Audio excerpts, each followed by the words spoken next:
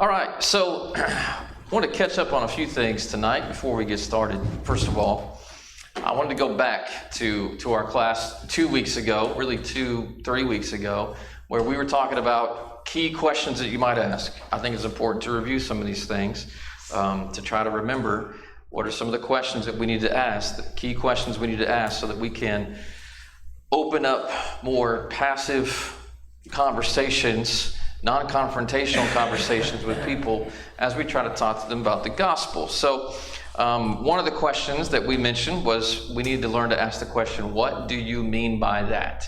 So if somebody says, I don't believe in God, what do you mean by that? What do you mean you don't believe in God? What kind of God do you not believe in? Maybe would be a question we might ask. The second question, how did you come to that conclusion? Again, not attacking when somebody makes a statement that we may disagree with, but asking, how did you come to that conclusion? And then reversing the burden of proof, asking them to explain why it is they believe what they do.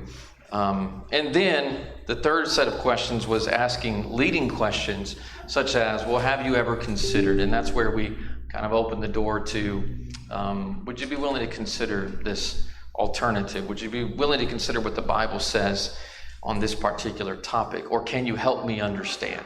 I wanted to show you how I actually used those questions this past week with somebody. I was in Indiana last week preaching, and there was a man there he was somebody that we stayed with. When I was in college, I preached at a church in Bloomington 2-3 times. I would fill in different places, but that's near where IU is. And so I was down there a couple times, and when we went down there, we stayed with this guy. He came to our wedding, and I found out when I was down there this past week that he left the church and gone to a Christian church, which I was very surprised because that I didn't expect that from him. So I invited him to church. He said he wasn't going to be able to make it to church this week. So I sent him a text. And I happened to see him at a Thai restaurant when I was out one Wednesday afternoon. So I told him it was good to see him at the Thai restaurant. But I said this, I have a sincere question. Your sister told me that you are at a Christian church now. Is that accurate? So I just want to make sure I'm not just hearing things. And then the second question, how did you reach the conclusion to worship where you do? Okay? So, same question. When we talk about those three questions, how did you come to that conclusion? And I will tell you, he didn't get offended. He wasn't upset that I asked the question. He actually just responded, said that is accurate.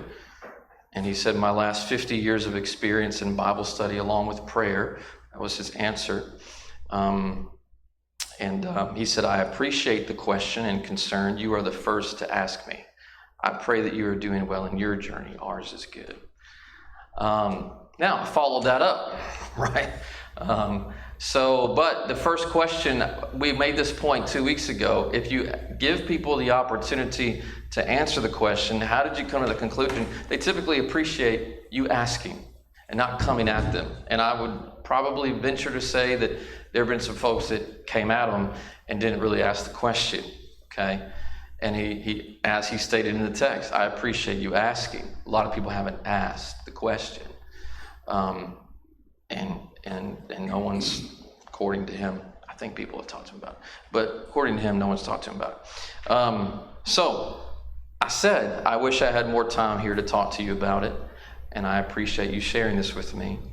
I know a lot of moral people in the Christian church, but I have trouble justifying the instrumental worship, the church-funded recreation. What Bible passages have changed your mind on these things? And would you be willing to listen to some lessons that I or others have preached on these topics if I sent you some links?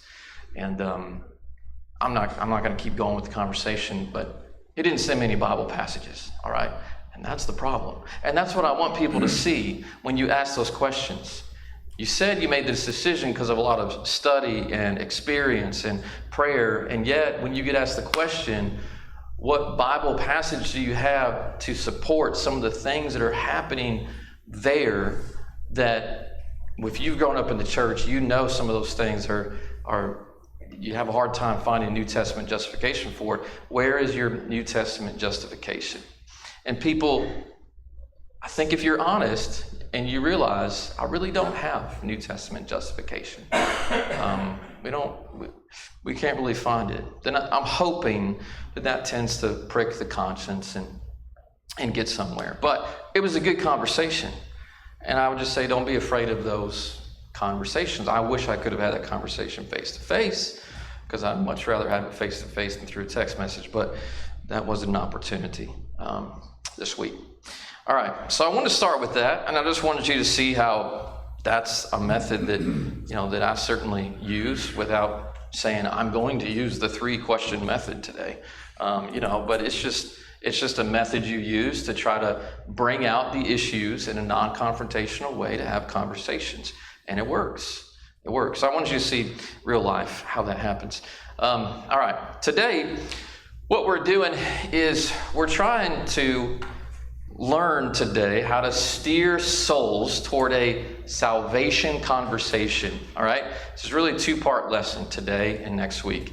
Next week is where we get into a particular conversation that I think can be replicated by you, and I want to show it to you next week. But today what we're doing is I want to show you the lead up to how you can have that conversation. Where you can open up the door to having a what I call a salvation conversation, because it needs to start there, I think, when we work with people. So let's do a little bit of background. Let's start with Acts 8 and verse 30. We've mentioned this before in other classes, but in Acts 8 and verse 30, you've got Philip and the Ethiopian eunuch, and Philip has a door opening question. All right, so how does Philip get the conversation going with somebody who has his scroll open to Isaiah? And I just want to say, there is no easier open door than someone who's sitting there with an open Bible, right? We've already learned from Philip, what do you do when somebody's got a Bible open and you want to strike a comment? Hey, what are you reading? What's that about? Would you like to talk about it? And I know a lot of guys that are preaching that are just sitting in coffee shops waiting to have those conversations with people. And that's why they work in coffee shops, so they can have those conversations with people, because people come, they open up their Bibles or they open up some religious book that they're reading, and they strike up conversations with people. And we can do that with people, whether it's at work or just people that we see out. It's what Philip does here. So what's he say? What's he ask? Verse, do you understand what you're reading? Yeah, I see that you're reading. Do you understand what you're reading? And what is the Ethiopian's honest response? No, I don't. I'm sitting here trying to read it, but how can I unless someone guides me? And I think that is also an eye-opener. I think sometimes we think people don't want to have spiritual conversations. They're going to be annoyed that I asked. They're not going to want to talk about it. And if somebody's got their Bible open or their religious book open, whatever it is, I have a hard time thinking that they're going to look at you and say, I don't need your help, leave me alone. They're obviously showing you by the fact that they're reading the Bible that they're interested in spiritual things. So you may get a response like this. Now, you may get a response where, I do understand it, and I appreciate you asking. But you may get a response for I'm reading something and I don't understand this. And it opens up a door to conversation. And that's what we see here. So Acts 8 verse 30, Philip ran to him, heard him reading Isaiah the prophet. He asked, do you understand what you're reading? He said, how can I unless someone guides me? He invited Philip to come up and sit with him. That's what we're trying to do today. And I think you'll see that by the end of this class. We're trying to get to the point where we can sit down and have a conversation about the gospel with somebody. The passage of the scripture that he was reading was this: like a sheep, he was led to the slaughter, like a lamb before its shearer is silent, so he opens not his mouth. In his humiliation, justice was denied him. Who can describe his generation? His life is taken away from the earth. And the eunuch said to Philip, about whom I ask you. So the eunuch has a very specific question. About whom, I ask you, does the prophet say this? About himself or about someone else? I'm confused, basically, is what he's saying. I don't know who he's talking about. That's because messianic prophecy is kind of confusing. So Philip opened his mouth, and beginning with this scripture, he told him the good news about Jesus. He had a salvation conversation with him, and he pulled it out of Isaiah 53. So we tend to think people don't really want to talk about spiritual things, but is that necessarily true, or are we afraid of how they're going to react to the conversation? So that's our self-talk sometimes. It's kind of our negative self-talk, I think. Our greatest fear is that they won't want to talk about it. So we tell ourselves they won't want to talk about it, and then we don't try to have a conversation. The Ethiopian is not hesitant to ask questions. When he gets asked, do you want to have a conversation, basically? We see what the question was that was troubling him as he studied the scripture. Now, a couple of things. Notice, first of all, how Philip and the Ethiopian were alone in Acts 8. Just the two of them in a chariot. Maybe there was a charioteer too. I don't know. Not much said about him, but they're pretty much alone in Acts 8. So, one thing to notice, why might it be wise to try and talk to someone away from a group or a large crowd? What do you think might be the wisdom in that? Distractions. Yeah, you can be easily distracted. Too many people have too many different answers to any question that might come up. Mm-hmm. Yeah. Some might be right, some might be wrong, and some might be just out of the air, off the top of their heads. It is harder to steer a conversation where you want it when everybody else is trying to steer it too. And it's kind of like having a conversation on social media, okay? You bring up a topic on social media, and then you're going to have 50 other people chiming in. And it's out of good intentions. We're trying to have a conversation, but maybe it's best to say, how can we take this thing off of social media? Maybe have a private message conversation. Maybe meet face to face if they live in the area. Get it away from the crowd, because sometimes it can get real confusing real fast when everybody else is chiming in. And I've been in situations where, I remember when I was in college, I had a college study at my house once a month.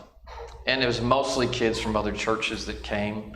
And then you'd get somebody from some other, maybe that didn't go to church or another denomination or something.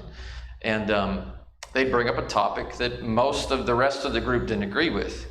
Well, how do you feel when you bring up something and you're asking a sincere question, and then everybody else starts chiming in? How do you feel if you're that only person who believes that way in the group? You feel kind of attacked. You feel like I'm being pounced on. I'm being jumped on. Everybody else disagrees with me.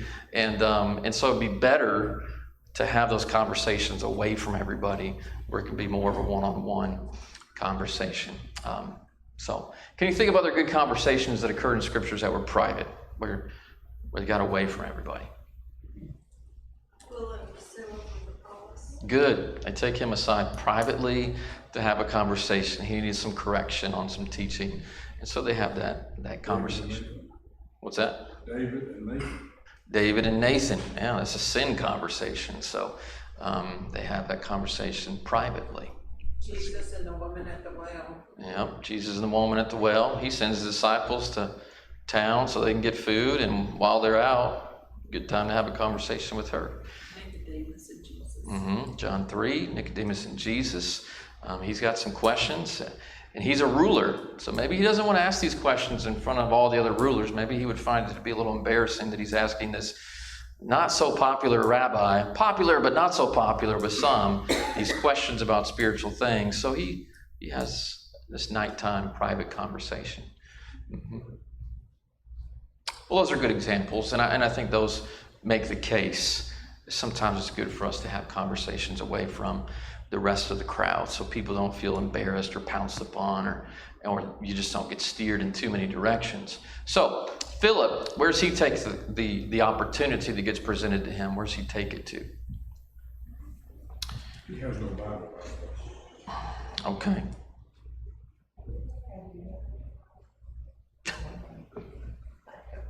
He has no Bible, so he's speaking through inspiration. I believe that's the case.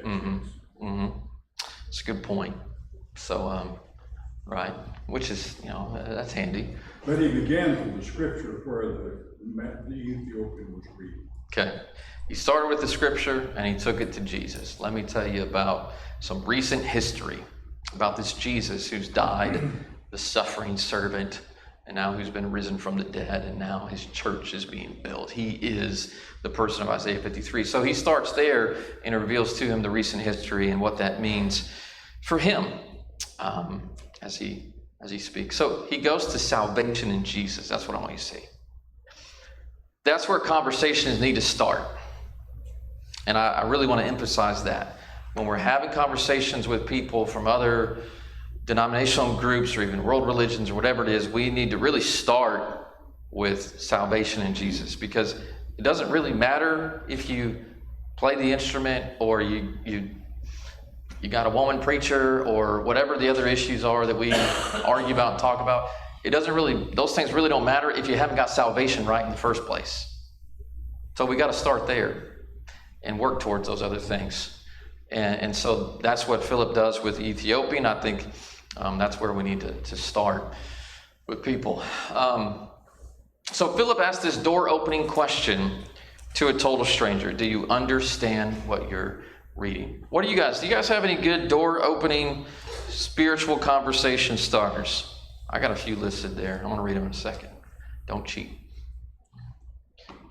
Do you read the Bible? Do you read the Bible? Yeah. A lot of times I like to ask, if they say yes, what are you reading and what are you studying? Yeah. That can be a great question. Are you a Bible reader? Yeah. Sometimes they notice you reading the Bible. If you read the Bible at work on a break or something, and then, oh, yeah, I see you reading the Bible. Yeah, do you read the Bible? Right? What are you reading lately? Maybe we can talk about it. That's good. Again, going back to some of the preachers that like to work in coffee shops, but I've seen some of them say, when they see somebody out there with their Bible open, you love God. I love God too. What are you reading? And they try to start real positive. Obviously, you must love God, and I love God too. And I love to study His Word.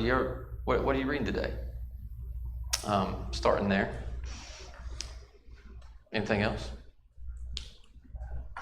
Jump into these 5, all right? And the 5th one is the one that we're gonna get to here to finish off the class. Here's one that I asked as well. I went out Friday while I was in Indiana with someone who had fallen away, and I had wanted to talk to him while I was in town, and we talked for a while, just small talk and all that. Had never really talked to him that in depth. And after we were talking for a while, I just asked this question. So how are you and the Lord doing? And he said, well, the Lord's winning and I'm losing. And he's not living right. He's not living right. I'll just leave it at that. But it opened the door to the question. I said, you know what? It's never too late to turn our life around. He was a Christian for a long time, and he's fallen away for about 20 years. But, lost his family and fallen away, and lost his support system when he walked away from the church. And I just let him know it's never too late to turn your life around. And you can change that by your choices. And if I can help you change that, I want to help you. But how are you and the Lord doing? I think that's a question we can ask people sometimes and just see what they say. Where would you say you are in your spiritual walk? And just leave the door open. It's a very neutral question. You're not pushing anything yet. You're just asking them. You answer the question and see if they'll talk about it. Maybe this is kind of like the Bible question. Question 2, how do you actively pursue spiritual growth? What do you do to grow spiritually? And that might be a question, especially with people that we have a chance to talk to quite a bit. Maybe question 3, are you at a point in life where you'd like to know how the church and spiritual values can play a bigger role in your life? And I think there are people who are at that point.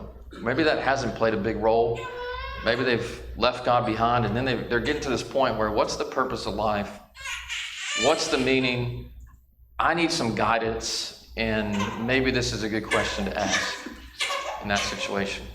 On that same line, we had a friend that had told me, a member of the church, she said, my really good friend, she says she's just found out she's got terminal cancer.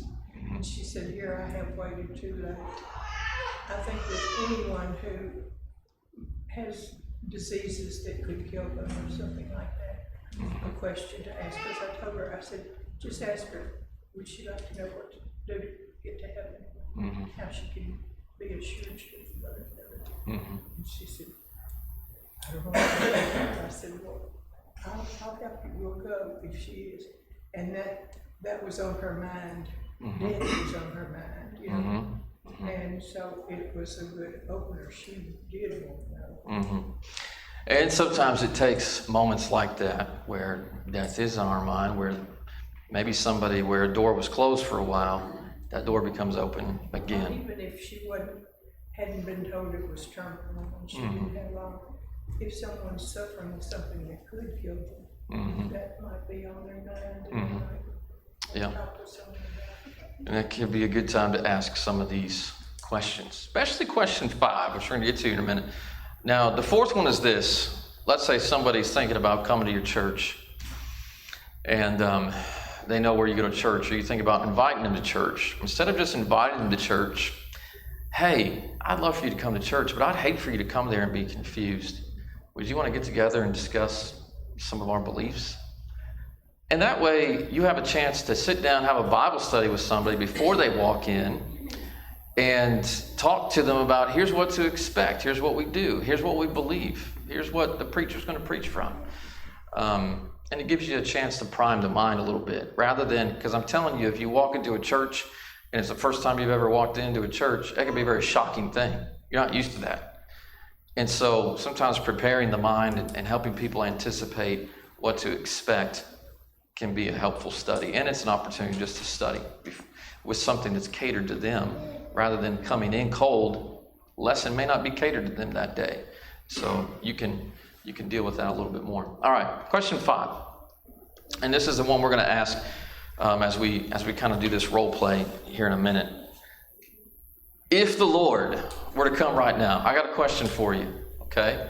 So you're talking to somebody. If the Lord were to come right now, would you know for sure that you're going to heaven?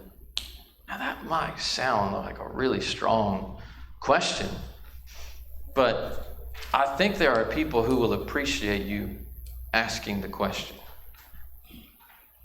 And it will open up a door to a conversation that may lead to you being able to sit down and have a Bible study with somebody. Or it may lead to you realizing they don't want to talk about it. And but you ask the question in an open way, giving them an opportunity to respond. And not, you didn't just come down on them like, hey, you know what? If the Lord comes back right now, you're destined for eternal condemnation. Are you okay with that? Do you see the difference in those questions? It still gets to the point, but it gets to the point in a way that we're gonna be led to have some conversations. So, what I have in your worksheet, which if you don't have your books today, this was kind of one where you needed them, and I printed out some individual. Well, I sort of did. They're actually in the back. We're going to have a few role players, though. We're going to work through this question. And what our goal is we want to work through this worksheet that has these, this is what I call, you can call it the salvation highway, or I call it the, just kind of the steering souls worksheet. But if you'll get your mind wrapped around this particular diagram here, which is basically just these 2 charts, I think it'll help you when you're talking to people to ask the right questions and respond in the right way, so that you can hopefully sit down and have more Bible studies with people. This is the role play sheet. Does anybody want one of these? I got about 8 different people who are going to play a role for me today. We'll probably only get through 3 or 4 of them. Anybody? I do. Okay, there we go. I don't want to do the role. Oh, no. No, Connie. I still need somebody for number 8, so we won't get to it, but I'll sign you up for that. Just kidding. By the way, whoever put an Indiana cup in my office while I was gone, I just want to say thank you for that. I just left it here just to say, I don't know who did that, but that was awfully sneaky of you and brave. Anyway, I'm just kidding. All right. So here's the question we ask. All right. So let's say my first role player is Darren today. Okay. So Darren is a hardened atheist. All right. And we're in a college group together. So we're back in college, Darren.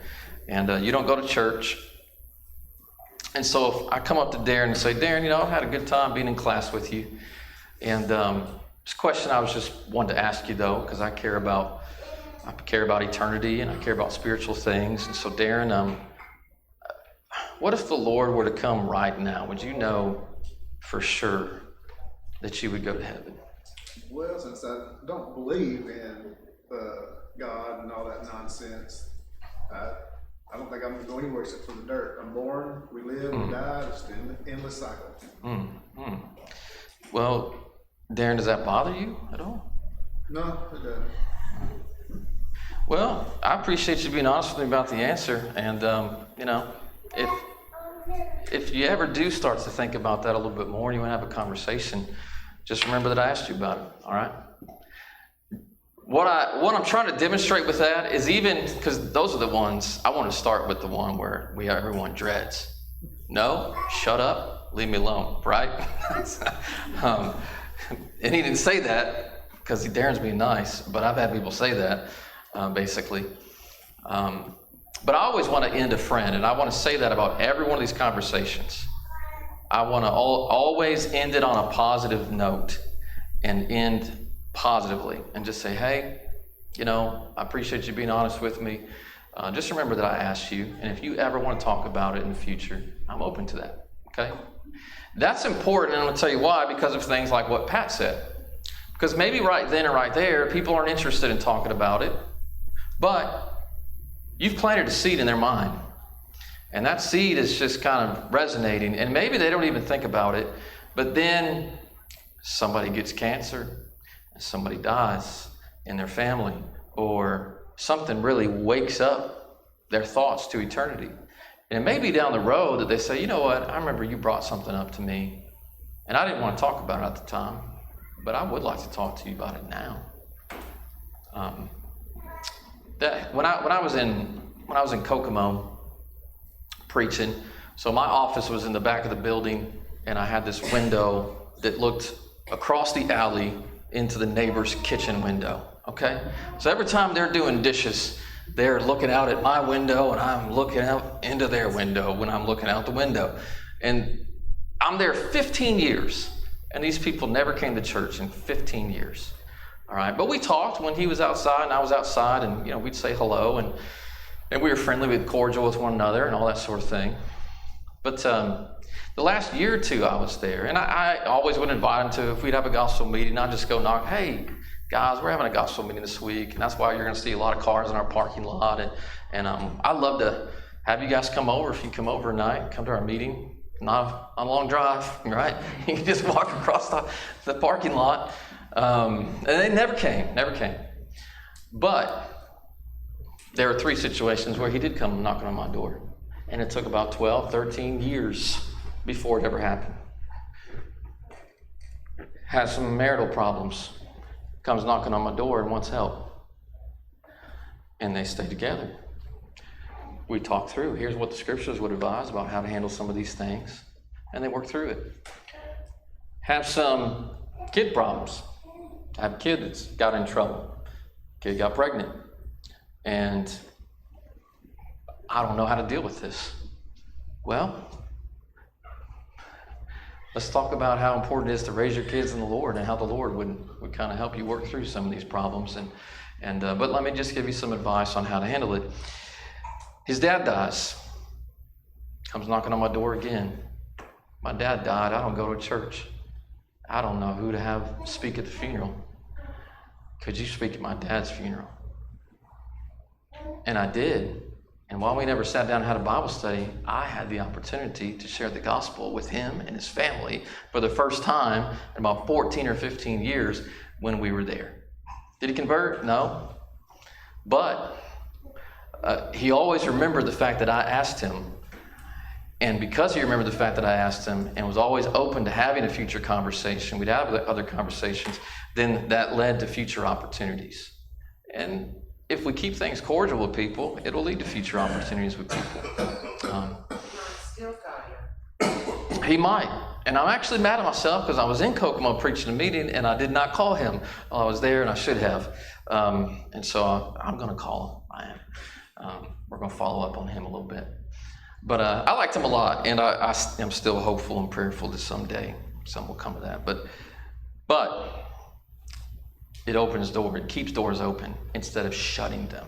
And I think sometimes somebody doesn't answer the way we want, and we're like, well, that's your eternity. Or we say something really smart alecky or rude, or we put them down, and then the door is shut forever because of how we respond. So we need to be careful how we respond, all right? I took forever to do number one. Number two, we got Pat. Are you still on board with this? Okay. So Pat is an agnostic, and Pat's not sure whether or not there is a God, okay? And we work together. So Pat, I really enjoy working with you, and while we got a few minutes on this lunch break, there's just a question I've been wanting to ask you. What if the Lord were to come right now? Would you know for sure that you would go to heaven? I know that might sound like a crazy question, but it's a question that's important to me, and it's a question that I'd like to talk to you about. Would you know for sure? I'm not even sure there's a God, so I really don't think too much about it. Mm-hmm. I know there's good people in the churches, all different kind of churches, and they do different things. I'm just not sure. Okay. Well, does the fact that you're not sure, does that kind of bother you when you think about it? Sometimes. Okay. Well, would you be interested in having a conversation at some point in time? Maybe talking about it a little bit more. Well, sure. Sure? You're supposed to tell me no, Pat. But that's awesome. Let's have a Bible study though, Pat. We got one on the hook. All right. Way too easy. Okay. All right. But you haven't tried to set a time yet. Okay. All right. Oh, she's going to get me. Okay. What time works for you, Pat? When can we get together? I don't know, I'm pretty busy. Oh, I okay. got lots going on. Is that right? Okay. Well, what about Ed's home around 6 o'clock on a Monday night. Could I come over around 6 o'clock on a Monday night? Oh, he's watching the ball game. He's sure not going to hear us talk. Is that right? Okay. Well, I'll tell you what, Pat. Maybe you could get together with Ed. If you guys can find a time, I'd love to sit down and just talk to you while he's there, or to both of you, and be glad to have a conversation. So thank you, and just remember that I asked, and I'll be touching base with you again later. So I just keep the door open like that. She gives me the runaround like that. All right. Does that make sense? We're going to keep working through some of these. We've only got a couple minutes. All right. So role play number 3, we got Carol. And Carol's somebody who considers herself spiritual.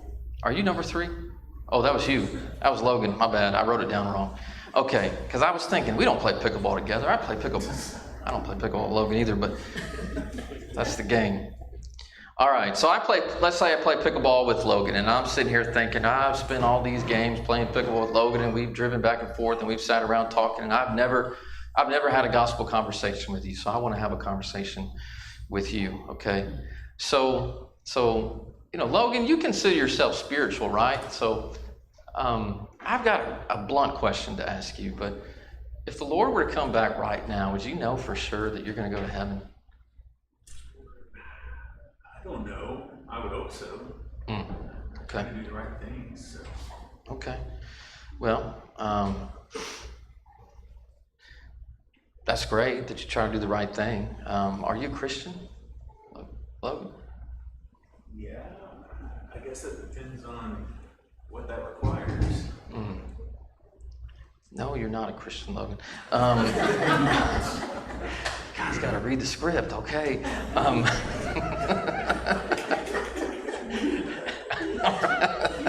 us we were supposed to stick to that. No, it's right here. It's right here. Do you want one word responses? That's fine. Yeah. Are you a Christian, Logan? No. Okay. Thank you. Do you love God? Do you say Yes. Okay.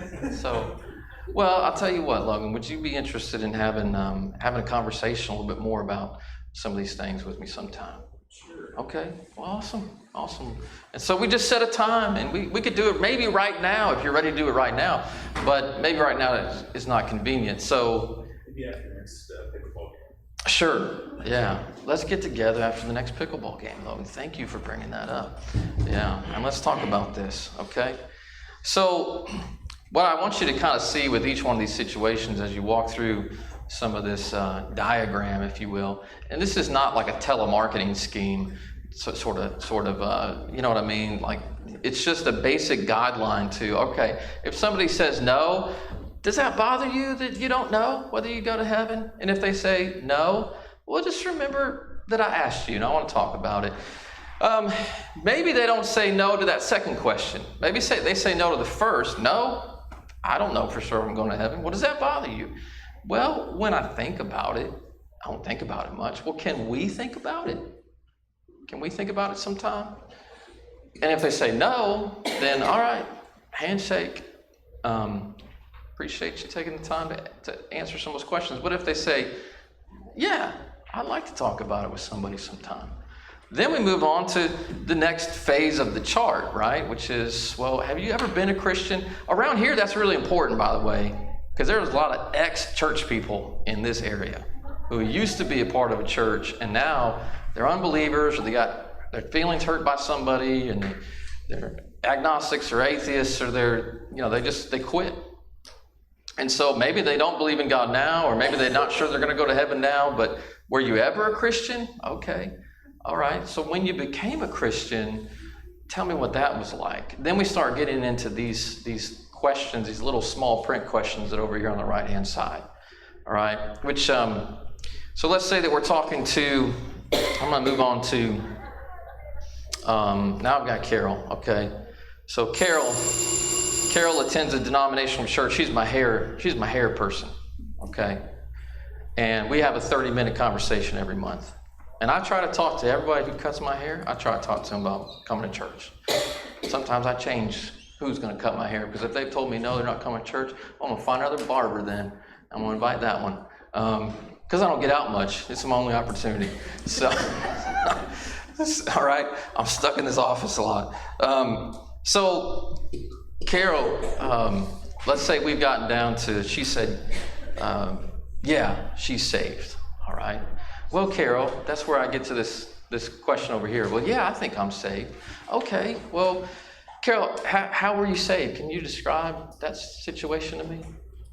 When I was 10 years old, I said the sinner's prayer, and I was saved then. Okay. All right. So, so what you're telling me is you said the sinner's prayer and you were saved, and were you baptized later, or what was the situation there?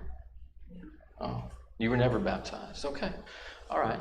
Well, I wouldn't say that's how I was saved. Would you ever be interested in listening to how I was saved and listen to maybe some information there? Maybe. Okay. Great. Well, when's a good time when I can sit down with you and just think a little bit more about my salvation journey? Can I just call you? Oh, you can't call me, because I know you won't call me. All right. I'm trying to work through some different situations. Do you see how some of this works? If they say yes, or if they say, I don't know, I think so, I hope so, then some of those questions on that right-hand side, what you're trying to get them to explain to you is, were they saved and then baptized? Because the Bible order is we are baptized and then saved, right? And you want to be able to sit down and have a conversation about why you believe what you do in how you're saved once you believe in Jesus Christ.